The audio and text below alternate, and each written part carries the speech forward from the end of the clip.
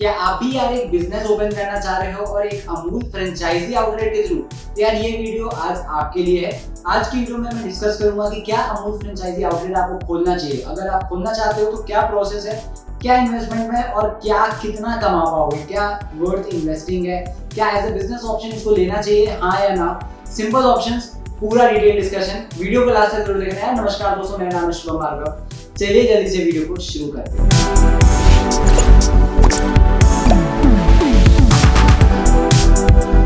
तो अगर हम लोग यार अमूल की बात करें तो Amul as a brand name बहुत बड़ा है, ठीक है, बहुत सालों से चलते आ रहा है, बहुत ज्यादा वैल्यू रखता है अपने नाम में, अपने प्रोडक्ट्स में, अपनी क्वालिटी में, इसलिए इतने सालों से चलते आ रहा है और लोग ट्रस्ट करते हैं। इसलिए फ्रेंचाइजी आउटलेट्स हैं जो कि अमूल के बहुत ज्यादा खुल रहे हैं, बहुत ज्यादा लोग इसको खरीदना चाह रहे हैं जस्ट बिकॉज लोग खरीदते हैं सामान, ठीक है, सबके डेली नीड का सामान है, एफएमसीजी प्रोडक्ट्स हैं, तो इसीलिए लोग खरीदते हैं और बिजनेसमैन खरीदता है, अपना स्टोर खोलता है ताकि वो अपना प्रॉफिट्स कमा सके, ठीक है। अब पॉइंट इज यार कि क्या आपको एक अमूल स्टोर खोलना चाहिए और अगर खोलोगे तो क्या देख करके, कितना चीजें देखनी पड़ेंगी, क्या क्या आपको देखना पड़ेगा, वो सारी चीजें हम लोग देख करके आज के वीडियो में बात करेंगे, ठीक है। तो चलिए शुरुआत करते हैं सीधा सबसे पहले इन्वेस्टमेंट मॉडल्स के हिसाब से कि अमूल के क्या क्या फ्रेंचाइजी मॉडल्स हैं जो कि आपको दिए जाते हैं अमूल की तरफ से, ठीक है। तो सबसे पहला अमूल का फ्रेंचाइजी मॉडल है जो कि एक कियोस्क मॉडल है, ठीक है, एक रेलवे कियोस्क जो कि आप रेलवेज में या बहुत जगह ओपन एरियाज में देखते होंगे, छोटा सा एरिया लगा करके वो लोग स्टॉल साइड पे जो बनाते हैं, वो उसका पहला मॉडल है जो कि मिनिमम चाहिए होता है रिक्वायरमेंट्स के हिसाब से, उसे 100 से 150 स्क्वायर फीट चाहिए, यानी कि आपके पास जगह होनी चाहिए 100 से 150 स्क्वायर फीट, वो आपकी अपनी हो सकती है या रेंटेड हो सकती है, ठीक है। अब रेंट आपको यहाँ पे एक कॉस्ट है जो कि Amul is not going to see, ये आपको देखना है कि कितना आपको रेंट पे करना है जिससे कि आप बढ़िया प्रॉफिट्स निकाल पाओ, ठीक है। कोई ऐसी बेकार जगह में भी नहीं खोलना है और कोई ऐसी जगह में भी नहीं खोलना है जहाँ पे आपका खर्चा ही नहीं निकल पाए पूरा, ठीक है। ये चीजें आपको ध्यान में रखनी है। दूसरी चीज है इसमें इन्वेस्टमेंट कितना आएगा, तो यार अमूल इस चीज के लिए आपको 2 से 2.5 लाख रुपए के आसपास में लेगा।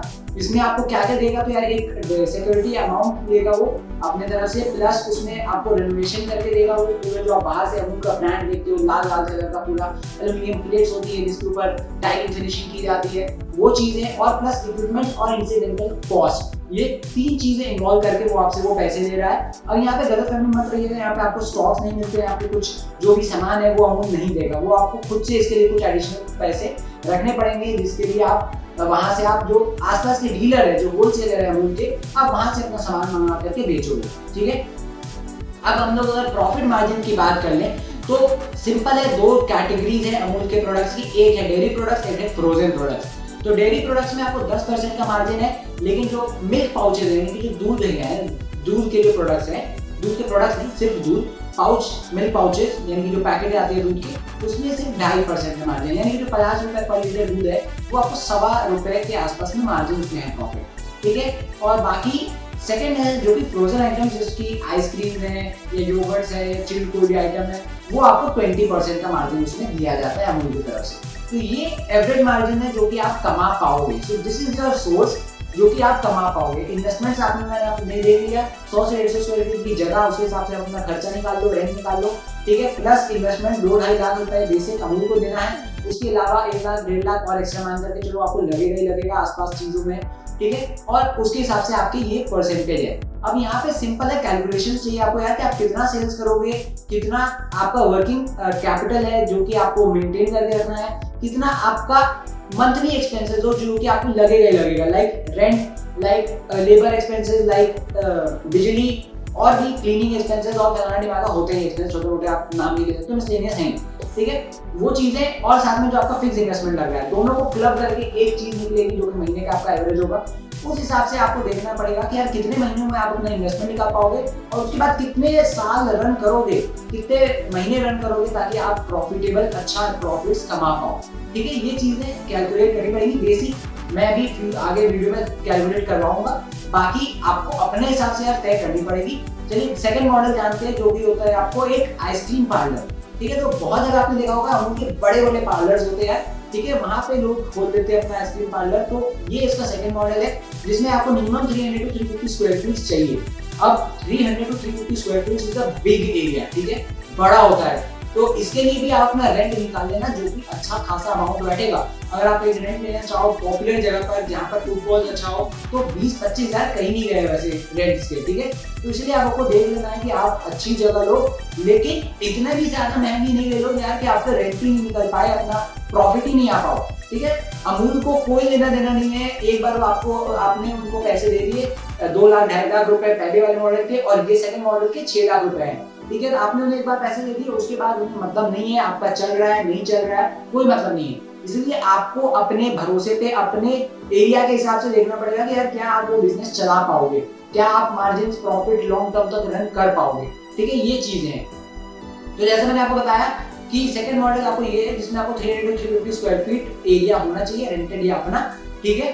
सेकंड, क्या क्या इसके अंदर पैसे लगेंगे, सेम एक सिक्योरिटी मनी जाएगा, थोड़ा सा अमाउंट बढ़ जाता है यहाँ पर। सेकंड, रेनोवेशन, यानी बड़ा चीज होगा, बड़ा स्टोर होगा तो थोड़ा रेनोवेशन में ज्यादा पैसा जाएगा, और इक्विपमेंट्स में और इंसिडेंटल कॉस्ट में जाएगा, ठीक है। ये चीजें ब्रेकअप है पैसे का। साथ ही में अगर हम लोग बात करें मार्जिन की, तो मार्जिन यहाँ पर थोड़े चेंज होते हैं, जस्ट बिकॉज कि यहाँ पे आप जो आइसक्रीम पार्लर चलाओगे, यहाँ पे आइसक्रीम आप खुद बनाओगे, ठीक है। तो आपको वो फॉर्मूला होगा या जो भी तरीका होता है वो अमूल आपको बता देगा, उसमें आप खुद आइसक्रीम बनाओगे, और 50% का प्रॉफिट मार्जिन वहां पे आपको अमूल प्रोवाइड करता है। लेकिन यहाँ पे सोचने की बात ये है कि जब आप आइसक्रीम खुद ही बना रहे हो तो यार 50% मार्जिन क्यों रखोगे, आप 100% रखना चाहोगे। मैंने बहुत सारे स्टोर देखे हैं यहाँ पे, मैं अगर दिल्ली में रहता हूँ, दिल्ली की बात करूँ तो यहाँ पे बहुत सारे यार स्टोर हैं जो कि लोग अपने से बनाते हैं आइसक्रीम और अपना बिजनेस उसी में करते हैं। तो अगर आप सिर्फ आइसक्रीम पार्लर टाइप में खोलना चाहते हो तो कैन बी एन ऑप्शन कि अगर आप सीख जाओ इस चीज को पहले से, कहीं पे काम करके यहाँ पर मे बी खुद से इन्वेस्टमेंट करके अमूल का, उसके बाद 2-3-5 साल बाद आप खुद में इसमें एक और अपना आउटलेट खोल लो खुद का, ठीक है। वो चीज भी आप कर सकते हो, लेकिन आना चाहिए, प्रॉपर्ली आपको आना चाहिए। गेस वर्क में, ट्राई वर्क में नहीं शुरू कर सकते हो कि हाँ यार चलो देखते हैं आइसक्रीम घर में तो बन रही है, चलो मशीन पे खरीद लेते हैं। बहुत चीजें उसमें देखनी पड़ेंगी आपको, इसीलिए उसमें थोड़ा सा केयरफुल रहना, ठीक है वही ज्यादा अच्छा अपना खुद का ice cream store. Of course Amul के 50% प्रॉफिट से अच्छा है 100% प्रॉफिट, ठीक है। तो ये है इसका सेकंड बिजनेस मॉडल। यही दो बिजनेस मॉडल है जो कि आपका फ्रेंचाइजी मॉडल एक्चुअली जो कि अमूल प्रोवाइड करता है। अब हम बात करते हैं यार कि आपको क्या क्या चीजें देखनी पड़ेंगी एक बिजनेस शुरू करने से पहले, ठीक है।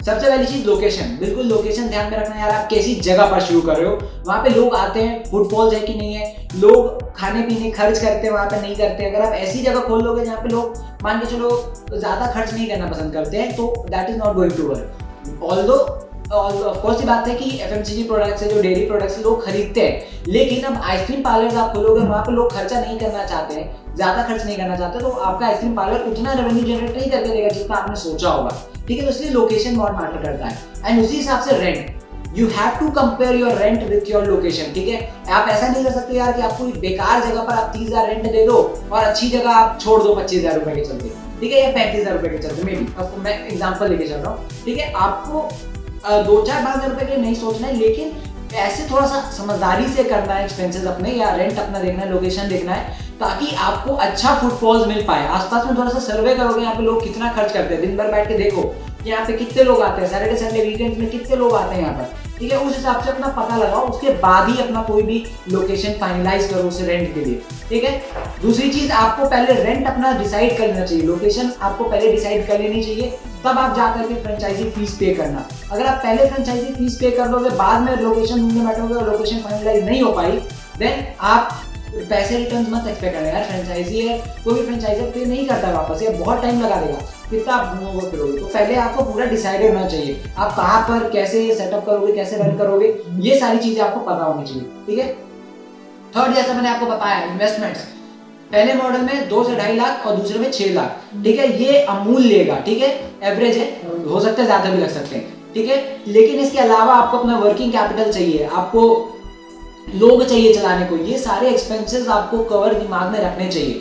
अगर आप ये सारी चीजें नहीं फॉलो अप करोगे तो यार अल्टीमेटली आप वहम में जी रहे हो, ठीक है। हवा में चलने से बिजनेस नहीं होता है, आपको ये पता रखना चाहिए कि क्या क्या एक्सपेंसेस आप अभी तक लगा चुके हो और हर मंथ कितना लगाओगे, और प्रॉफिट्स कब कैसे निकलेगा, जनरेट होगा, कितना जनरेट होगा, कितना सेल्स करना पड़ेगा आपको कि प्रॉफिट जनरेट हो, वो भी आपको अभी से कैलकुलेट करना पड़ेगा, ठीक है। तो अगर हम लोग बेसिक तौर पर एक एग्जांपल लेकर के चलें, ठीक है, तो अगर आप मान के चलो, अगर आप नॉर्मल वो 2-2.5 लाख वाला इन्वेस्टमेंट मॉडल फॉलो करते हो, तो आपको क्या करना पड़ेगा अब कौन सी बात है, आप अपना स्टॉक लगाओगे, जो भी लगाओगे, ठीक है, स्टॉक्स में आपको कितना चाहिए सेल्स, ठीक है।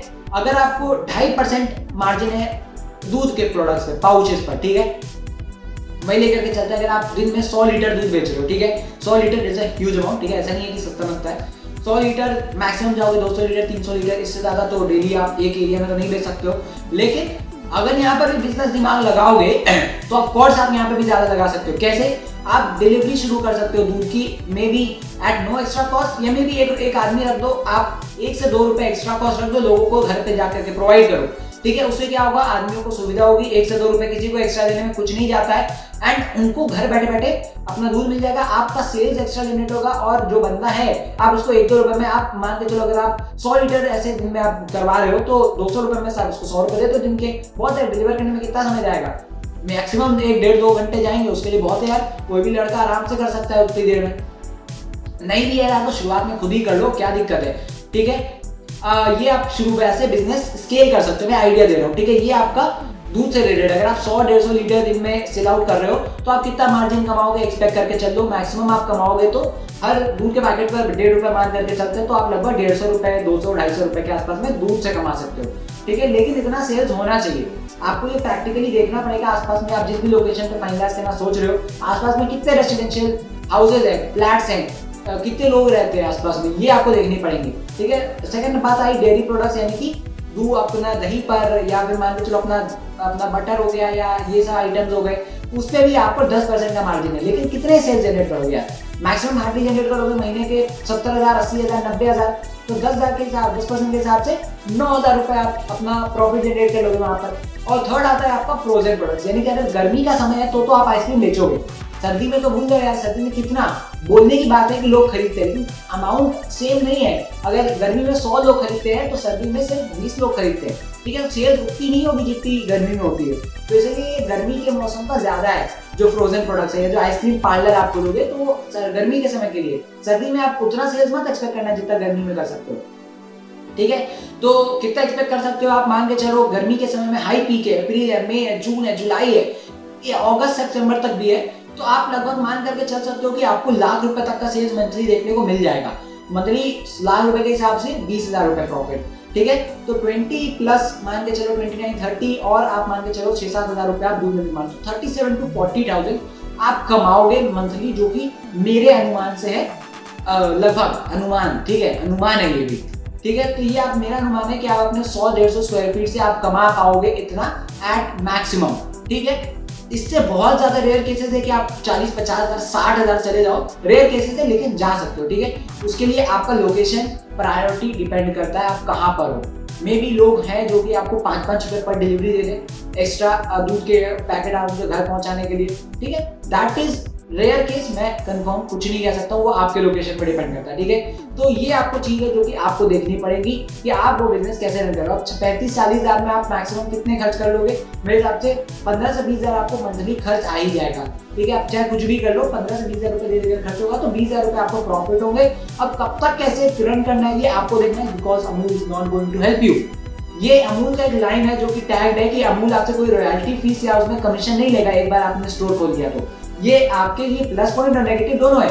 प्लस इसलिए यार क्योंकि आपको आप कुछ पैसे नहीं देंगे, सारे प्रॉफिट आपके, लेकिन नेगेटिव इसलिए है क्योंकि अगर वो आपको कुछ पैसे चार्ज नहीं कर रहे, यानी कि कुछ सपोर्ट भी नहीं करेगा यार, बाद में आपको अपने से देखना है कि आपको बिजनेस कैसे रन करना है, बिजनेस रन कर भी पाओगे कि नहीं कर पाओगे, या पैसे आपके सारे वेस्ट चले जाएंगे। ये सारी चीजें आपको अपने से देखनी पड़ेगी, ठीक है। तो ये सारी चीजें हैं जो कि आपको एक अमूल का स्टोर शुरू करने से पहले ध्यान में रखना पड़ेगा, ठीक है। यही था आज की वीडियो में, आशा करता हूं आपको अच्छी लगी होगी, इंफॉर्मेटिव लगी होगी। कोई दिक्कत हो नीचे कमेंट करके इंस्टाग्राम लिंक पे आकर मुझे मैसेज कर सकते हो, और कोई ऐसा बिजनेस आइडिया या कोई फ्रेंचाइजी स्टोर से रिलेटेड आपके दिमाग में क्वेश्चन हो तो भी आप कमेंट करके बता देना यार, मैं जल्दी से जल्द वीडियो बनाने का कोशिश करूंगा। मिलते हैं तब तक के लिए और कोई ऐसी इंटरेस्टिंग सी वीडियो बिजनेस अपॉर्चुनिटी के साथ। तब तक के लिए bye bye, take care and जय हिंद, वंदे मातरम।